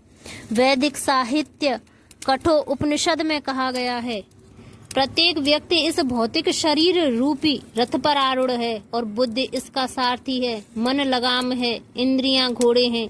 इस प्रकार मन तथा इंद्रियों की संगति से यह आत्म सुख या दुख का भोगता है, ऐसा बड़े बड़े चिंतकों का कहना है। यद्यपि बुद्धि को मन का नियंत्रण करना चाहिए, किंतु मन इतना प्रबल तथा हठी है कि इसे अपनी बुद्धि से भी जीत पाना कठिन हो जाता है। जिस प्रकार की अच्छी से अच्छी दवा कभी कभी रोग वश में नहीं कर पाता, ऐसे प्रबल मन को योगाभ्यास द्वारा वश में किया जा सकता है, किंतु ऐसा अभ्यास कर पाना अर्जुन जैसे संसारी व्यक्ति के लिए कभी भी व्यवहारिक नहीं होता। तो फिर आधुनिक मनुष्य में संबंध में कहा जाए, यहाँ पर प्रयुक्त उपमा अत्यंत उपयुक्त है। झंझावात को रोक पाना कठिन होता है और उच्छृंख मन का रोक पाना तो और भी कठिन है। मन को वश में करना सरलतम उपाय जिसे भगवान चैतन्य ने रुझाया है यह है कि समस्त दैनत्य के साथ मोक्ष के लिए हरे कृष्ण महामंत्र का कीर्तन किया जाए। विधि यह है कि मनुष्य को चाहिए कि वह अपने मन को पूर्णतः कृष्ण में लगाए, तभी मन को विचलित करने के लिए अन्य व्यवस्थाएं शेष नहीं रह जाएंगी।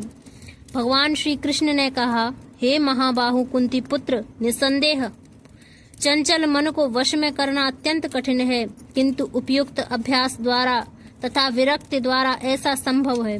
अर्जुन द्वारा व्यक्त इस हठीले मन को वश में करने की कठिनाई को भगवान स्वीकार करते हैं, किंतु साथ ही वे सुझाते हैं कि अभ्यास तथा वैराग्य द्वारा यह संभव है।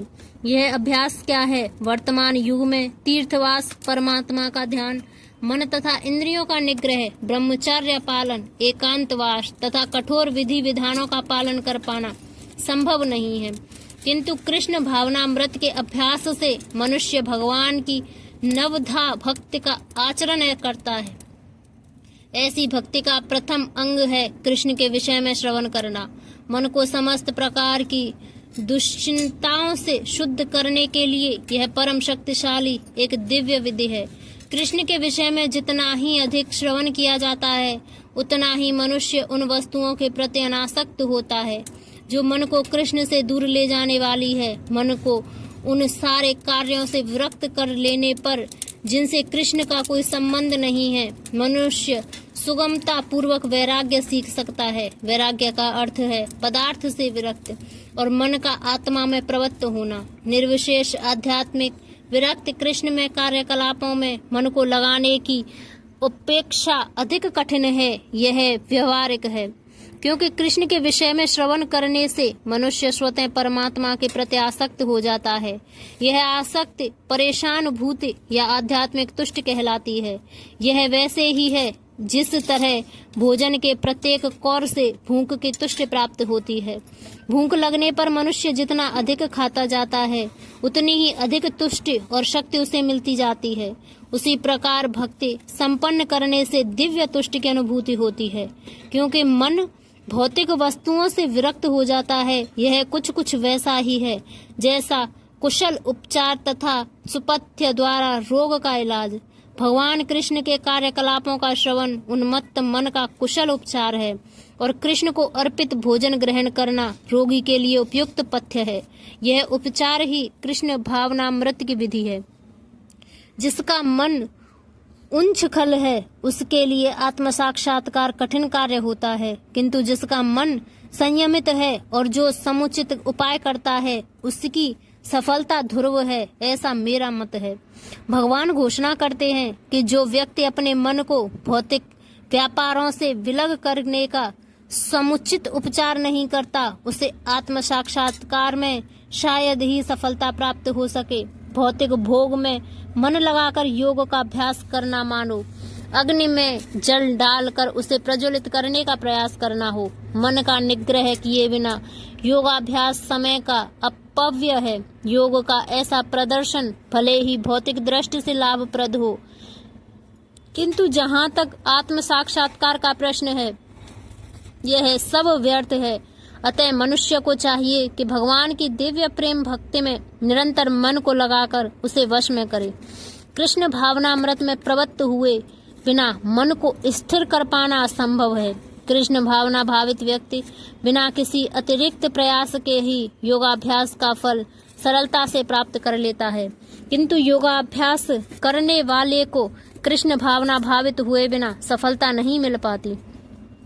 अर्जुन ने कहा, हे कृष्ण, उस असफल योगी की गति क्या है जो प्रारंभ में श्रद्धा पूर्वक आत्म साक्षात्कार की विधि ग्रहण करता है, किंतु बाद में भौतिकता के कारण उससे विचलित हो जाता है और योग सिद्धि को प्राप्त नहीं कर पाता।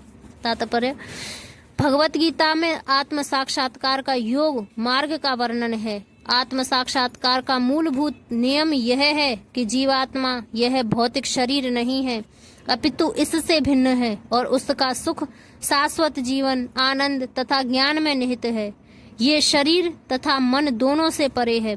आत्म साक्षात्कार की खोज ज्ञान द्वारा की जाती है। इसके लिए अष्टांग विधि या भक्ति योग का अभ्यास करना होता है। इनमें से प्रत्येक विधि में जीव को अपनी स्वाभाविक स्थिति, भगवान से अपने संबंध तथा उन कार्यों की अनुभूति प्राप्त करनी होती है जिनके द्वारा वह टूटी हुई श्रृंखला को जोड़ सके और कृष्ण भावनामृत की सर्वोच्च सिद्धि अवस्था प्राप्त कर सके।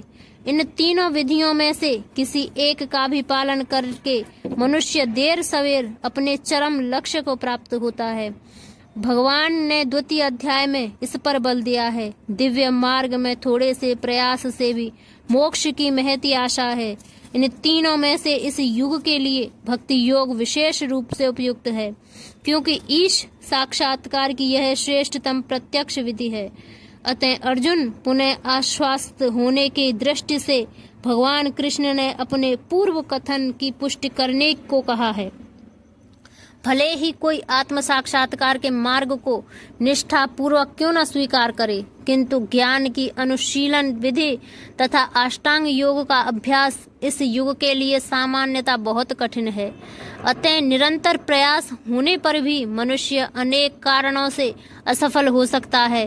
पहला कारण तो यह हो सकता है कि मनुष्य इस विधि का पालन करने में पर्याप्त सतर्क न रह जाए। दिव्य मार्ग का अनुसरण बहुत कुछ माया के ऊपर धावा बोलना जैसा है। फलतः जब भी मनुष्य माया के पाश से छूटना चाहता है, तब वह विविध प्रलोभनों के द्वारा अभ्यासकर्ता को पराजित करना चाहती है। बद्ध जीव पहले से प्रकृति के गुणों द्वारा मोहित रहता है और दिव्य अनुशासनों का पालन करते समय भी उसके पुनः मोहित होने की संभावना बनी रहती है। यही योगाचलित मानस अर्थात दिव्य पथ से विचलित कहलाता है। अर्जुन आत्म साक्षात्कार के मार्ग से विचलित के प्रभाव के संबंध में जिज्ञासा करता है। हे महाबाहु कृष्ण, क्या ब्रह्म प्राप्ति के मार्ग से भ्रष्ट ऐसा व्यक्ति आध्यात्मिक तथा भौतिक दोनों ही सफलताओं से च्युत नहीं होता और छिन्न भिन्न बादल के भांति विनिष्ट नहीं हो सजाता, जिसके फलस्वरूप उसके लिए किसी भी लोक में कोई स्थान नहीं रहता? तात्पर्य, उन्नति के दो मार्ग हैं। भौतिकवादी व्यक्तियों की आध्यात्मिक में कोई रुचि नहीं होती, अतः वे आर्थिक विकास द्वारा भौतिक प्रगति में आध्यात्मिक रुचि लेते हैं, या फिर समुचित कार्य द्वारा उच्चतर लोकों को प्राप्त करने में अधिक रुचि रखते हैं। यदि कोई आध्यात्म के मार्ग को चुनता है तो उसे सभी प्रकार के तथाकथित भौतिक सुख से विरक्त होना पड़ता है। यदि महत्वाकांक्षी ब्रह्मवादी असफल होता है तो वह दोनों ओर से जाता है। दूसरे शब्दों में, वह न तो भौतिक सुख को पाता है, न आध्यात्मिक सफलता की प्राप्ति कर सकता है। उसका कोई स्थान नहीं रहता। वह छिन्न भिन्न बादल के समान होता है। कभी कभी आकाश में एक बादल छोटे बादल खंड से विलग होकर एक बड़े खंड से जा मिलता है, किंतु यदि वह बड़े खंड से नहीं जुड़ पाता तो वायु उसे बहा ले जाती है और वह विराट आकाश में लुप्त हो जाता है।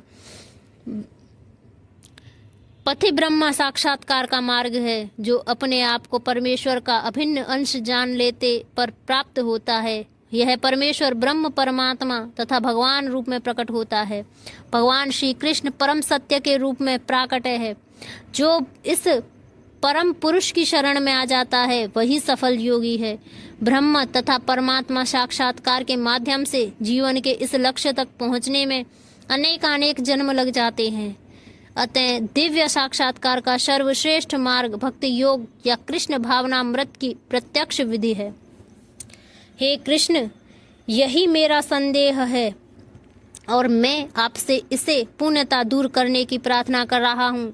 आपके अतिरिक्त अन्य कोई ऐसा नहीं है जो इस संदेह को नष्ट कर सके।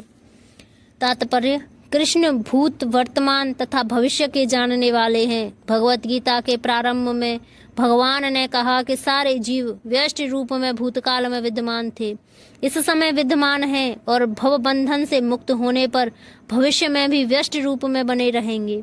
इस प्रकार उन्होंने व्यष्टि जीव के भविष्य विषयक प्रश्न का स्पष्टीकरण कर दिया है। अब अर्जुन असफल योगियों के भविष्य के विषय में जानना चाहता है। कोई न तो कृष्ण के समान है, न ही उनसे बड़ा। तथा कथित बड़े बड़े ऋषि तथा दार्शनिक जो प्रकृति की कृपा पर निर्भर हैं, निश्चय ही उनकी समता नहीं कर सकते। अतः समस्त संदेहों का पूरा उत्तर पाने के लिए कृष्ण का निर्णय अंतिम तथा पुण्य है, क्योंकि वे भूत, वर्तमान तथा भविष्य के ज्ञाता हैं, किंतु उन्हें कोई भी नहीं जानता। कृष्ण तथा कृष्ण भावना भावित व्यक्ति ही जान सकते हैं कि कौन है, क्या है।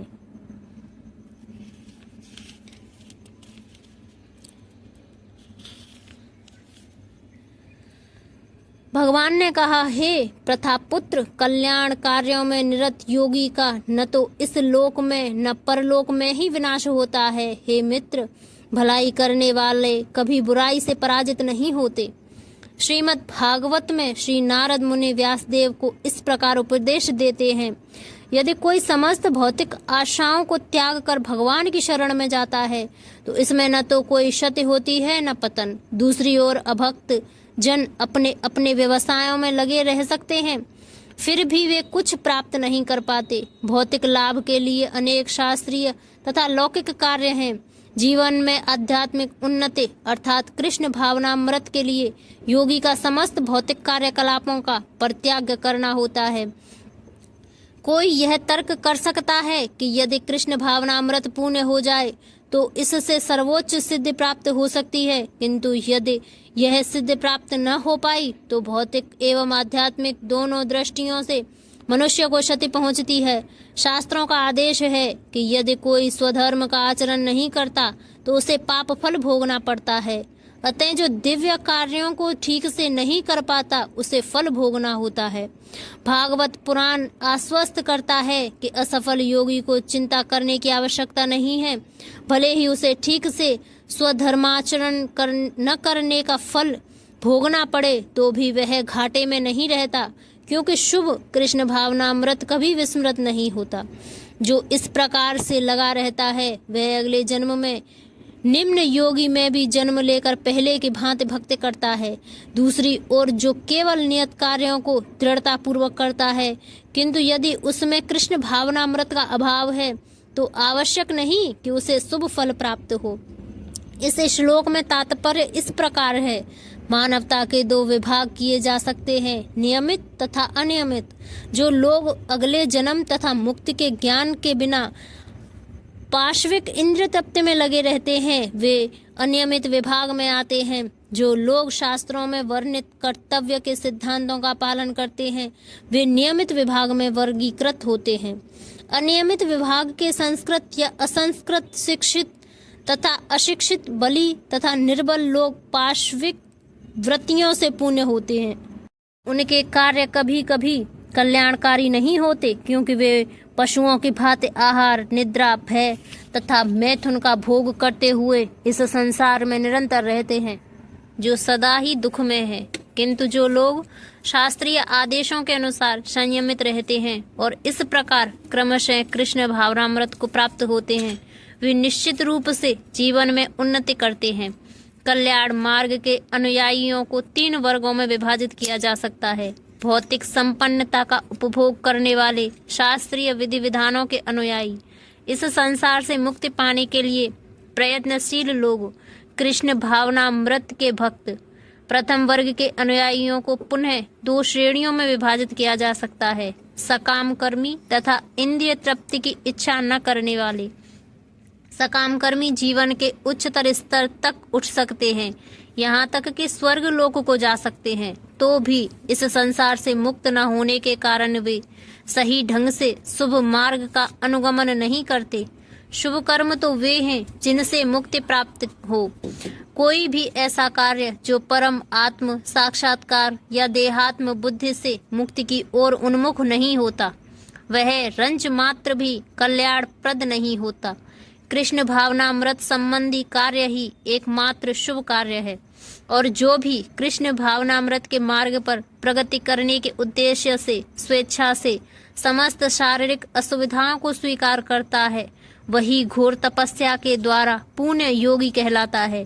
चूंकि अष्टांग योग पद्धति कृष्ण भावनामृत की चरम अनुभूति के लिए होती है, अतः यह पद्धति भी कल्याणप्रद है।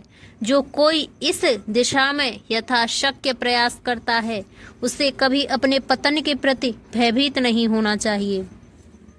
असफल योगी पवित्रात्माओं के लोकों में अनेक वर्षों तक भोग करने के बाद या तो सदाचारी पुरुषों के परिवार में या कि धनवानों के कुल में जन्म लेता है। असफल योगियों की दो श्रेणियां हैं, एक वे जो बहुत थोड़ी उन्नति के बाद ही भ्रष्ट होते हैं, दूसरे वे जो दीर्घ काल तक योगाभ्यास के बाद भ्रष्ट होते हैं। जो योगी अल्पकालिक अभ्यास के बाद भ्रष्ट होता है, वह स्वर्ग लोक को जाता है, जहाँ केवल पुण्यात्माओं को प्रविष्ट होने दिया जाता है। वहां तक दीर्घ काल तक रहने के बाद उसे पुनः इस लोक में भेजा जाता है, जिससे वह किसी सदाचारी ब्राह्मण वैष्णव के कुल में या धनवान वणिक के कुल में जन्म ले सके। योगाभ्यास का वास्तविक उद्देश्य कृष्ण भावनामृत की सर्वोच्च सिद्धि प्राप्त करना है, जैसा कि इस अध्याय के अंतिम श्लोक में बताया गया है। किंतु जो इतने अध्यायवासी नहीं होते और जो भौतिक प्रलोभनों के कारण असफल हो जाते हैं, उन्हें अपनी भौतिक इच्छाओं की पूर्ति करने की अनुमति दी जाती है। तत्पश्चात उन्हें सदाचारी या धनवान परिवारों में संपन्न जीवन बिताने का अवसर प्राप्त किया जाता है। ऐसे परिवारों में जन्म लेने वाले इन सुविधाओं का लाभ उठाते हुए अपने आप को पुण्य कृष्ण भावनामृत तक ऊपर ले जाते हैं, अथवा यदि दीर्घ काल तक योग करने के बाद असफल रहे तो वह ऐसे योगियों के कुल में जन्म लेता है जो अति बुद्धिमान है। निश्चय ही इस संसार में ऐसा जन्म दुर्लभ है।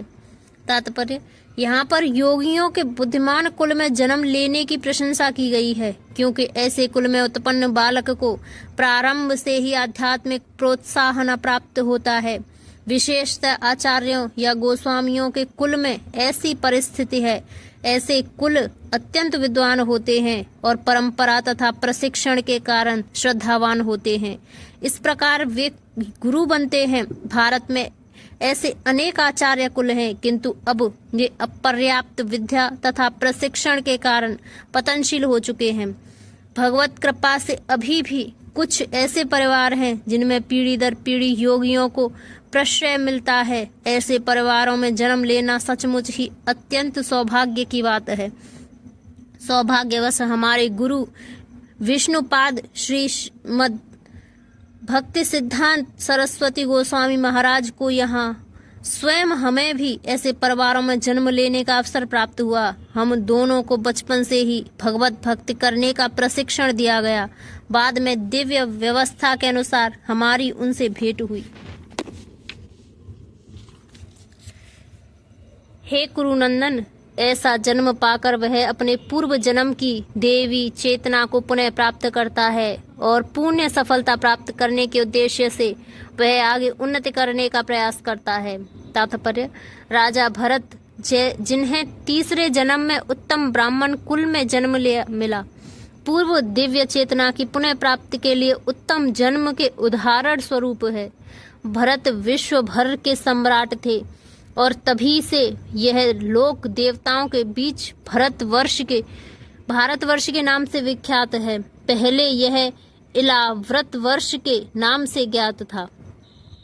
भरत ने अल्पायु में ही आध्यात्मिक सिद्धि के लिए संन्यास ग्रहण कर लिया था, किंतु वे सफल नहीं हो सके। अगले जन्म में उन्हें उत्तम ब्राह्मण कुल में जन्म लेना पड़ा और वे जड़ भरत कहलाए, क्योंकि वे एकांतवास करते थे तथा किसी से बोलते न थे। बाद में राजा रहुगढ़ ने इन्हें महानतम योगी के रूप में पाया। उनके जीवन में से यह पता चलता है कि दिव्य प्रयास तथा योगाभ्यास कभी व्यर्थ नहीं जाता। भगवत कृपा से योगी को कृष्ण भावना अमृत में पुण्य सिद्धि प्राप्त करने में बारंबार सुयोग प्राप्त होते रहते हैं। अपने पूर्व जन्म की देवी चेतना से वह न चाहते हुए भी स्वतः योग के नियमों की ओर आकर्षित होता है। ऐसा जिज्ञासु योगी शास्त्रों के अनुष्ठानों से परे स्थित होता है। तात्पर्य, उन्नत योगी जन शास्त्रों के अनुष्ठानों के प्रति अधिक आकृष्ट नहीं होते, किंतु योग नियमों के प्रति स्वतः आकृष्ट होते हैं, जिनके द्वारा वे कृष्ण भावनामृत में आरूढ़ हो सकते हैं। श्रीमद् भागवत में उन्नत योगियों द्वारा वैदिक अनुष्ठानों के प्रति अवहेलना की व्याख्या इस प्रकार की गई है। हे भगवान, जो लोग आपके पवित्र नाम का जप करते हैं वे चांडालों के परिवार में जन्म लेकर भी आध्यात्मिक जीवन में अत्यधिक प्रगत होते हैं। ऐसे जपकर्ता निसंदेह सभी प्रकार के तप और यज्ञ कर चुके होते हैं, तीर्थ स्थानों में स्नान कर चुके होते हैं, समस्त शास्त्रों का अध्ययन कर चुके होते हैं। इसका सुप्रसिद्ध उदाहरण भगवान चैतन्य ने प्रस्तुत किया, जिन्होंने ठाकुर हरिदास को अपने परम प्रिय शिष्य के रूप में स्वीकार किया। यद्यपि हरिदास का जन्म एक मुसलमान परिवार में हुआ था, किंतु भगवान चैतन्य ने उन्हें नामाचार्य की पदवी प्रदान की, क्योंकि वे प्रतिदिन नियम पूर्वक 3 लाख भगवान के पवित्र नामों हरे कृष्ण कृष्ण कृष्ण हरे हरे, हरे राम राम राम हरे हरे का जप करते थे। और चूंकि वे निरंतर भगवान के पवित्र नाम का जप करते थे, अतः यह समझा जाता है कि पूर्व जन्म में उन्होंने शब्द ब्रह्मा नामक वेद वर्णित कर्म कांडों का पूरा किया होगा। अतएव जब तक कोई पवित्र नहीं होता तब तक कृष्ण भावनामृत के नियमों को ग्रहण नहीं करता या भगवान के पवित्र नाम हरे कृष्ण का जप नहीं करता। और जब योगी समस्त कलमश से शुद्ध होकर सच्ची निष्ठा से आगे प्रगति करने का प्रयास करता है तो अंत तोगत्वा अनेक जन्मों के अभ्यास के पश्चात सिद्धि लाभ करके वह परम गंतव्य को प्राप्त करता है। तात्पर्य, सदाचारी, धनवान या पवित्र कुल में उत्पन्न पुरुष योगाभ्यास के अनुकूल परिस्थिति से सचेष्ट हो जाता है। अतः वह दृढ़ संकल्प करके अपने अधूरे कार्य को करने में लग जाता है और इस प्रकार वह अपने को समस्त भौतिक कलमश से शुद्ध कर लेता है। समस्त कलमश से मुक्त होने पर उसे परम सिद्धि कृष्ण भावनामृत प्राप्त होती है। कृष्ण भावनामृत से समस्त कलमश से मुक्त होने की पुण्य अवस्था है। इसकी पुष्टि भगवत गीता में हुई है। अनेक जन्मों तथा पुण्य कर्म करने से जब कोई समस्त कलमश तथा मोह में द्वंद्वों से पूर्णता मुक्त हो जाता है, तभी वह भगवान की दिव्य प्रेम भक्ति में लग पाता है। योगी पुरुष तपस्वी से, ज्ञानी से तथा सकाम कर्मी से बढ़कर होता है। अतः हे अर्जुन, तुम सभी प्रकार से योगी बनो। तात्पर्य, जब हम योग का नाम लेते हैं तो हम अपनी चेतना को परम सत्य के साथ जोड़ने की बात करते हैं। विविध अभ्यासकर्ता इस पद्धति को ग्रहण की गई विशेष विधि के अनुसार विभिन्न नामों से पुकारते हैं। जब यह योग पद्धति सकाम कर्मों से मुख्यतः संबंधित होती है तो योग कर्म योग कहलाती है। जब यह चिंतन से संबंधित होती है तो ज्ञान योग कहलाती है और जब यह भगवान की भक्ति से संबंधित होती है तो भक्ति योग कहलाती है। भक्ति योग या कृष्ण भावनामृत समस्त योगों के परम सिद्ध हैं, जैसा कि अगले श्लोक में बताया जाएगा। भगवान ने यहाँ पर योग की श्रेष्ठता की पुष्टि की है, किंतु उन्होंने इसका उल्लेख नहीं किया कि यह भक्ति योग से श्रेष्ठ है। भक्ति योग पुण्य आत्मज्ञान है, इससे बढ़कर कुछ भी नहीं है। आत्मज्ञान के बिना तपस्या अपूर्ण है। परमेश्वर के प्रति समर्पित हुए बिना ज्ञान योग भी अपूर्ण है। सकाम कर्म भी कृष्ण भावनामृत के बिना समय का अपव्यय है। अतः यहाँ पर योग का सर्वाधिक प्रशंसित रूप भक्ति योग है और इसकी अधिक व्याख्या अगले श्लोक में की गई है। और समस्त योगियों में से जो योगी अत्यंत श्रद्धा पूर्वक मेरे परायण है, अपने अंतकरण में मेरे विषय में सोचता है और मेरी दिव्य प्रेम भक्ति करता है, वह योग में मुझसे परम अंतरंग रूप में युक्त रहता है और सबों में सर्वोच्च है। यही मेरा मत है। तात्पर्य, यहाँ पर भजते शब्द महत्वपूर्ण है। भजते भज धातु से बना है, जिसका अर्थ है सेवा करना। अंग्रेजी शब्द वर्शिप पूजन से यह भाव व्यक्त नहीं होता, क्योंकि इससे पूजा करना, सम्मान दिखाना तथा योग्य का सम्मान करना सूचित होता है, किंतु प्रेम तथा श्रद्धा पूर्वक सेवा तो श्री भगवान के निमित्त है। किसी सम्मानीय व्यक्ति या देवता की पूजा न करने वाले को अशिष्ट कहा जा सकता है, किंतु भगवान की सेवा न करने वाले की तो पूरी तरह भत्सना की जाती है। प्रत्येक जीव भगवान के अंश स्वरूप है और इस तरह प्रत्येक जीव को अपने स्वभाव के अनुसार भगवान की सेवा करनी चाहिए। ऐसा न करने से वह नीचे गिर जाता है। भागवत पुराण में इसकी पुष्टि इस प्रकार हुई है, जो मनुष्य अपने जीवनदाता आद्य भगवान की सेवा नहीं करता और अपने कर्तव्य से शिथिलता बरतता है, वह निश्चित रूप से अपनी स्वाभाविक स्थिति से नीचे गिरता है। भागवत पुराण में इस श्लोक के भजंत शब्द व्यवहत हुआ है। भजंत शब्द का प्रयोग परमेश्वर के लिए ही प्रयुक्त किया जा सकता है, जबकि वर्शिप पूजन का प्रयोग देवताओं या अन्य किसी सामान्य जीव के लिए किया जाता है। इस श्लोक में प्रयुक्त अवजाननित शब्द भगवत गीता में भी पाया जाता है। अवजानंत या मूढ़ा केवल मूर्ख तथा धूर्त भगवान कृष्ण का उपहास करते हैं। ऐसे मूर्ख भगवत भक्त की प्रवृत्ति न होने पर भी भगवत गीता का भाष्य कर बैठते हैं। फलतः वे भजन्ते तथा वर्शिप शब्दों के अंतर को नहीं समझ पाते। भक्ति योग समस्त योगों की परिणति है। अन्य योग तो भक्ति योग में भक्ति तक पहुँचने के साधन मात्र हैं। योग का वास्तविक अर्थ भक्ति योग है। अन्य सारे योग भक्ति योग रूपी गणवंत्व की दिशा में अग्रसर होते हैं। कर्म योग से लेकर भक्ति योग तक का लंबा रास्ता आत्म साक्षात्कार तक जाता है। निष्काम कर्म योग इस रास्ते मार्ग का आरंभ है। जब कर्म योग में ज्ञान तथा वैराग्य की वृद्धि होती है तो यह अवस्था ज्ञान योग कहलाती है। जब ज्ञान योग में अनेक भौतिक विधियों से परमात्मा के ध्यान में वृद्धि होने लगती है और मन उन पर लगा रहता है तो इसे अष्टांग योग कहते हैं। इस अष्टांग योग को पार करने पर जब मनुष्य श्री भगवान कृष्ण के निकट पहुंचता है तो यह भक्ति योग कहलाता है। यथार्थ में भक्ति योग ही चरम लक्ष्य है, किंतु भक्ति योग का सूक्ष्म विश्लेषण करने के लिए अन्य योगों को समझना होता है। अतः जो योगी प्रगतिशील होता है वह शाश्वत कल्याण के सही मार्ग पर रहता है। जो किसी एक बिंदु पर दृढ़ रहता है और आगे प्रगति नहीं करता वह कर्म योगी, ज्ञान योगी, ध्यान योगी, राज योगी, हठ योगी आदि नामों से पुकारा जाता है। यदि कोई इतना भाग्यशाली होता है कि भक्ति योग को प्राप्त हो सके तो यह समझना चाहिए कि उसने समस्त योगों को पार कर लिया है। अतः कृष्ण भावना भावित होना योग की सर्वोच्च अवस्था है। ठीक उसी तरह जैसे कि हम यह कहते हैं कि विश्व भर के इस पर्वतों में हिमालय सबसे ऊंचा है, जिसकी सर्वोच्च चोटी एवरेस्ट है। कोई विरला भाग्यशाली ही वैदिक विधान के अनुसार भक्ति योग के पथ पर स्वीकार करके कृष्ण भावना भावित हो पाता है।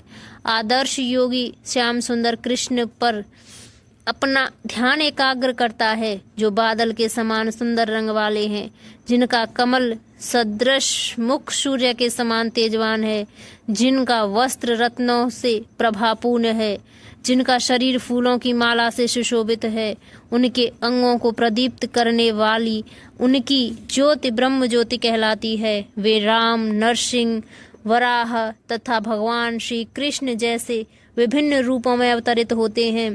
वे सामान्य व्यक्ति की भांति माता यशोदा के पुत्र रूप में ग्रहण करते हैं। कृष्ण, गोविंद तथा वासुदेव के नाम से जाने जाते हैं।